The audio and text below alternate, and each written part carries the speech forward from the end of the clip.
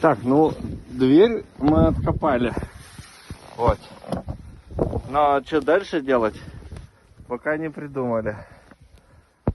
Здесь вот этот сугроб, он уже 3 метра в высоту. И там где-то машина. Там машину видно? Сейчас посмотрю. Так. Папа. Ну, на сугроб мы забрались практически. Даже видно нос машины где-то. Хочу попробовать доползти до машины. Вот где-то там стоит, даже не сильно заметена.